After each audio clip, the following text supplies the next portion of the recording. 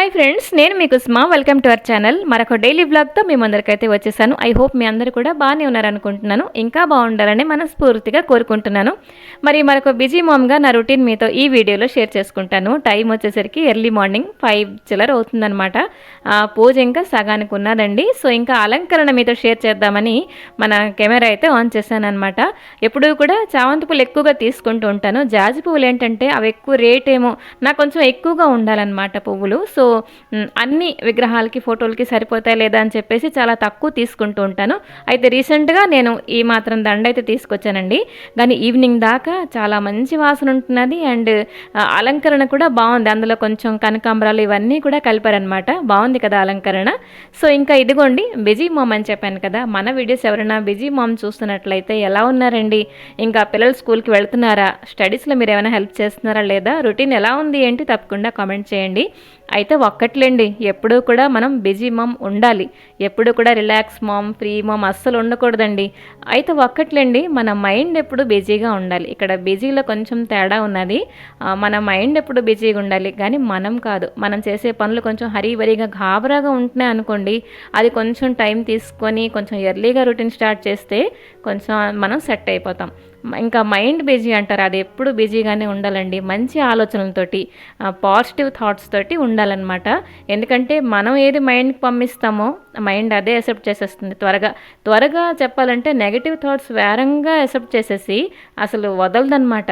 కాబట్టి అలాంటప్పుడు ఏమైనా నెగిటివ్ థాట్స్ మన మైండ్కి వచ్చాయనుకోండి, వెంటనే మనం ఏదో ఒక పనిలో ఎంగేజ్ అవ్వాలి, మైండ్ డైవర్ట్ చేసేసుకోవాలన్నమాట. సో ఇదిగోండి, ఇంకా రొటీన్లోకి అయితే వచ్చేస్తే ఈరోజు నార్మల్ రొటీనే. బ్రేక్ఫాస్ట్లోకి చేస్తాను ఇడ్లీ, ఆ తర్వాత బీరకాయ కర్రీ అండి. సో బీరకాయ ఎప్పుడైనా 1 కిలో వరకు తీసుకుంటేనే సరిపోతుందండి. వాటర్ కంటెంట్ ఎక్కువ ఉంటుంది కదా. సో బీరకాయ కర్రీ ఎలా చేసినా మా వాళ్ళకి ఇష్టమే, ఈవెన్ నాకు కూడా ఇష్టమే. ఉల్లికారం అవనివ్వండి, నువ్వుల పొడి అవనివ్వండి. అయితే ఈరోజు ఏం చేస్తానంటే కొంచెం శనగపప్పు వేసేసి కర్రీ చేస్తానండి. ఇంకా బ్రేక్ఫాస్ట్లోకి చెప్పాను కదా ఇడ్లీ, ఒక మంచి చట్నీ రెసిపీ కూడా మీతో షేర్ చేసుకుంటాను. అయితే స్కూల్స్ కానీ కాలేజ్ కానీ ఓపెన్ అయిపోయాయి కదండి. అయితే ఇలాంటి వెజిటబుల్స్ కటింగ్ కానీ లేకపోతే ఏమైనా రెడీ చేసుకోవడం కానీ మనలో చూశాను చాలామంది నైట్ వరకు, ఎలాగంటే 12 వరకు 1 గంట వరకు మేల్కొని అంటే నెక్స్ట్ డే కోసం పనులు కంప్లీట్ చేస్తుంటారు. సో నేనేం సజెస్ట్ చేస్తానంటే కొంచెం మనం స్క్రీన్ టైమింగ్ కొంచెం తగ్గించి ఎర్లీ టు బెడ్ చేసామంటే ఈ పనులన్నీ కొంచెం ఎర్లీ మార్నింగ్ లేచినా కూడా మనం చేసుకోవచ్చు. అప్పుడు మనం కొంచెం మైండ్ ఫ్రెష్గా ఉంటుంది అండ్ చక్కగా మనం చేసుకోవచ్చు అని చెప్పేసి. ఎక్కువ లేట్ వరకు మనం అంటే నిద్రపోలేదనుకుంటే లేనిపోని హెల్త్ ఇష్యూస్ వస్తాయి అని చెప్పేసి నా ఉద్దేశం అనమాట. సో ఇదిగోండి చట్నీ రెసిపీ అన్నాను కదా, టమాటా చట్నీ అండి. ఎంత బాగుంటుంది తెలుసా, ఇడ్లీలోకి దోశల్లోకి బాగుంటుంది. సో కొంచెం తాలింపు వేసానండి కుక్కర్లోని. ఆ తర్వాత కొంచెం ఉల్లి చెక్కు, టమాటా ముక్కలు, ఇదైతే కొంచెం కుక్కర్లో ఒక సీటీ వచ్చిన వరకు ఉడికించాలి. సో ఇదిగోండి మంచిగా ఉల్లిపాయ టమాటా ఇవన్నీ కూడా కలిపేసాం కదా.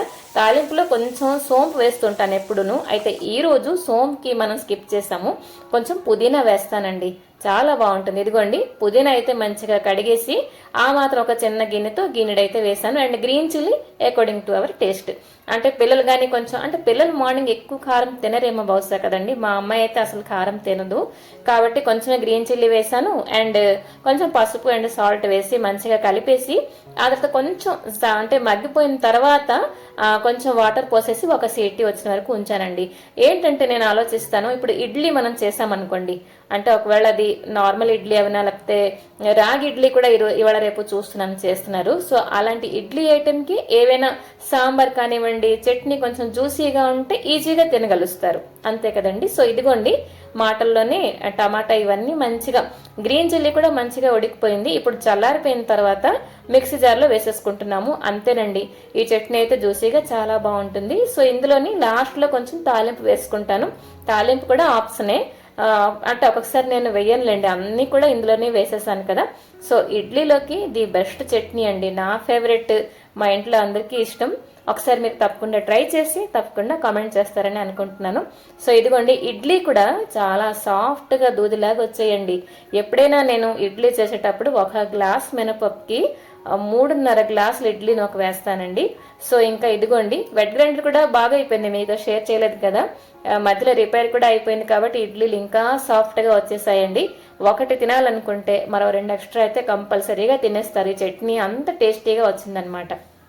ఇంకా బ్రేక్ఫాస్ట్ వడ్డించేసి నేను కూడా ఒక ఇడ్లీ తినేసానండి. ఇంకా లంచ్ అయితే రెడీ చేసేస్తున్నాను. ఇప్పుడైతే బీరకాయ కర్రీ కదా, కొంచెం తాలింపు వేసి అల్లం తురుము బాగానే వేసానండి. ఈ సీజన్లో కొంచెం అల్లం అండ్ పసుపు ఇలాంటివి మన డైట్లో తీసుకుంటూ ఉంటాం, అంటే తీసుకుంటే మంచిది అని చెప్పేసి అల్లం కొంచెం ఎక్కువ వేసాను. అండ్ ఉల్లిపాయలు, గ్రీన్ చిల్లీ, కొంచెం కరివేపాకండి, అంతే. బీరకాయ కర్రీ ఎంత సింపుల్ గా చేస్తామో అంత రుచికరంగా ఉంటుందండి. సో కట్ చేసిన బీరకాయలు, నానబెట్టిన శనగపప్పు కూడా వేసేసాను అనమాట. అంతేనండి, ఏ మసాలా గుండా వేయలేదు, చాలా టేస్టీగా వచ్చిందనమాట. సో కొంచెం పసుపు అండ్ సాల్ట్ ఇవన్నీ వేసేసి మూత పెట్టేసి నా మిగతా పనులు కంప్లీట్ చేసుకున్నానండి. సో ఈ లోపల మనకి కర్రీ కూడా ఒకసారి మంచిగా కలిపేసి మూత పెట్టేసి వదిలేసాను అనమాట. ఒక 3-4 నిమిషాలు మంచిగా ఉడికిపోయిన తర్వాత కర్రీ కూడా రెడీ అయిపోతుంది అనమాట మనకి. ఇంకా ఈరోజు లంచ్లోకి వచ్చేసరికి కొంచెం టమాటా పప్పు చేశానండి, పలచగా, అంతేను. ఆ తర్వాత ఇదిగోండి బీరకాయ కర్రీ. ఇంకా మార్నింగ్ అయితే ఇడ్లీ అయితే మరొక ప్లేట్ ఎక్స్ట్రా చేశాను. ఎప్పుడైనా చట్నీ మంచిగా కుదిరిందంటే ఒక 2 ఇడ్లీ కూడా నేను పక్కన ఉంచుతాను అనమాట, మా వారికి అంటే భోజనంలో ఇస్తాను. ఇదిగోండి వీళ్ళు పిల్లలైతే మార్నింగ్ ఇది టిఫిన్లో తిన్నారు, చాలా బాగుంది, తిని చూడండి అని చెప్పేసి అంటూ ఉంటాను. ఒక్కొక్కసారి అతనికి ఏంటంటే సాల్ట్ సరిపోలేదు అంటారు, లేకపోతే బాగుంది అని అంటారు, ఇలాగనమాట. బట్ ఈ రోజు బాగా కుదిరిందనమాట. సో ఇదిగోండి మాటల్లోనే కర్రీ కూడా రెడీ అయిపోయింది. ఇది రైస్లో కూడా మనం అంటే కలుపుకుంటే బాగుంటుంది, అలాగే రోటీలోకి కూడా బాగుంటుంది అనమాట. సో కర్రీ రెడీ అయిపోయిన తర్వాత సో ఒక చిన్న షాపింగ్ వీడియో అయితే మీతో షేర్ చేస్తానండి. షాపింగ్ అంటే ఏదో పెద్ద అంటే ఎక్కువ డబ్బులది కాదు, నార్మల్దే. అమ్మ కోసం ఫ్లిప్కార్ట్లోని కొన్ని కాటన్ శారీస్ అయితే తీసుకున్నానండి. అంటే ఎక్కువ ఖరీదు పెట్టి అమ్మ కొనడానికి ఇష్టపడదు, అదే పోలిక నాకండి. ఏదైనా డ్రెస్ కానివ్వండి, శారీస్ కానివ్వండి, నార్మల్ రేట్లోనే, అంటే ఎక్కువ రేట్లో కొన్నామంటే అది కబోర్డ్స్కే అంకితం అని చెప్పేసి అమ్మ ఎప్పుడు అంటుంది. నార్మల్ రేట్లో కంటే హ్యాపీగా మన ఒంటి మీద ఉంటాయి అని చెప్పేసి. సో ఇదిగోండి ఇవైతే బిలో 500, ఒకటి బిలో 500, ఇంకా 2 బిలో 400 అండి. సో ఇదిగోండి కాటన్ శారీస్ చాలా సాఫ్ట్ గా ఉన్నాయన్నమాట. ఒకదానికి బ్లౌజ్ పీస్ వచ్చింది, మరో 2 శారీస్ కి అయితే రాలేదు. అయితే ఆ బ్లౌజ్ పీస్ వచ్చినా ఆ అమ్మ అయితే సెపరేట్ గా కుట్టించుకోదు, శారీకి అటాచ్ చేసేస్తుంది అనమాట అలాగా. సో ఇదిగోండి ఈ శారీ అయితే చాలా సాఫ్ట్ గా ఉంది. అయితే ఇప్పుడు బర్త్డే కానీ లేకపోతే ఎటువంటి పూజలు ఇప్పట్లో ఏంటి లేవులండి. నార్మల్గా అమ్మ కోసం అయితే ఎన్నాళ్ళు బట్టి కొందాం అనుకున్నాను. ఆఫ్లైన్ తీసుకుందామంటే తనైతే షాప్ వరకు రాను, నువ్వే ఏదో ఒకటి తెచ్చేసి అంటుంది. సో ఆన్లైన్ అయితే తనకి కూర్చోపెట్టి వారం 10 రోజులు ఎంచమని చెప్పాను అనమాట. ఏది చూసినా వద్దులే అని చెప్పేసి అనేసేది.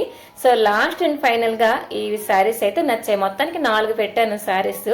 ఒకటైతే ఈ గ్రీన్ కలర్ శారీకి సేమ్ ఆపోజిట్ కలర్ వచ్చిందనమాట. సో ఒకటి రిటర్న్ చేసేస్తాను, ఇంకాను ఈ 3నండి.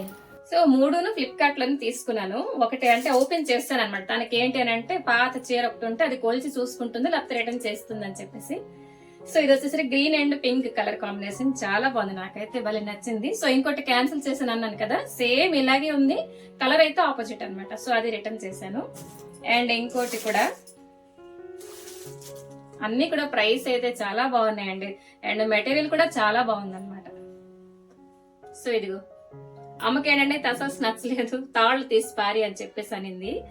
సో ఇది కూడా చాలా బాగుంది, చాలా సాఫ్ట్ గా ఉన్నది. అండ్ ఇది ఈ శారీకి అయితే బ్లౌజ్ పీస్ వచ్చింది. అండ్ ఇది కూడా బ్లాక్ అండ్ గ్రీన్ చాలా బాగుంది.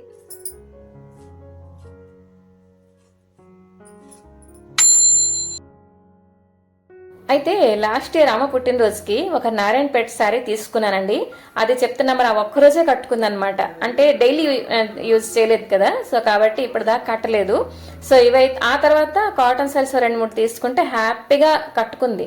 కాబట్టి ఈ శారీ అయితే ప్లాన్ చేసి ఒక 3 కాటన్ శారీస్ తీసుకున్నానండి. ఈ శారీ అయితే 480 రూపీస్ అండి. చూడండి 500 రూపాయలకి ఇవాళ రేపు ఏంటి చెప్పండి. కానీ ఈ శారీ అంటే రీజనబుల్ నాకు అనిపించింది, చాలా సాఫ్ట్గా వచ్చిందనమాట. ఆ తర్వాత తడిపి చూడాలి ఎలా వస్తుంది ఏంటి అని. సో ఈ పింక్ శారీ చూస్తున్నారు కదా, ఇది కూడాను 390 ఎంతో, ఇది కూడా చాలా బాగుంది. ఇందులో కొన్ని కలర్స్ వచ్చాయి. ఆ గ్రీన్ శారీకి సెపరేట్గా వేరే కలర్స్ ఏంటి లేవు. ఈ శారీ చూస్తున్నారు కదా, ఇందులోనైతే ఈ వెరైటీలో కొన్ని కలర్స్ అయితే ఉండేనమాట. సో వాటిల్లో ఆ ఉన్న కలర్స్ అన్ని ఆమె దగ్గర ఉన్నాయి కాబట్టి అది వద్దులే అని చెప్పేసి అనింది. మెయిన్గా ఏంటంటే టసల్స్ తీసేసి దారాలు నాకు వద్దు అని చెప్పి అనింది. సో నేను ఎప్పుడైనా ఎక్స్ట్రాగా అంటే టసల్స్ కుట్టింపిస్తుంటాను శారీ కొంచెం లెందీగా కనబడుతుందని. సో ఇక్కడ చూడండి, ఈ శారీ మటుకు మిగతా రెండింటికి పోలిస్తే కొంచెం సాఫ్ట్గా లేదు, కొంచెం సైనీగా వచ్చిందండి. ఏమో తడితే ఆ సైనింగ్గా ఉండడం అంటే తగ్గిపోతుందేమో అని చెప్పేసి అనుకుంటున్నాను. సో శారీ అయితే చాలా చక్కగా వచ్చింది. వీటిల్లో అయితే రెండేసి కలర్ చెప్పిన బోల్డ్ అని ఉన్నాయన్నమాట. సో మెయిన్గా అమ్మకి ఏ కలర్ కావాలి అంటే కళ్ళు మూసుకొని గ్రీన్ కలర్ అనేస్తుందండి. సో కాబట్టి తనకి ఇష్టమైన గ్రీన్ కలర్ అయితే తీసుకున్నాను. సో వీటికి కూడా టసల్స్ వచ్చాయి, ఇవన్నీ కూడా తీసేయాలన్నమాట. అండ్ సైడ్స్ ఇవన్నీ కుట్టించాలి. సో సరేనండి, ఈ వ్లాగ్ అయితే ఇక్కడ ఆపేద్దాము. మీకు ఇంతకీ ఈ శారీస్ నచ్చాయా లేదా, ఈ వ్లాగ్ నచ్చిందా లేదా తప్పకుండా కామెంట్ చేయండి. నచ్చకపోయినా కామెంట్ చేయండి. మరొక మంచి వీడియోతో మేము అందరికి వస్తాను. Till then take care and bye bye.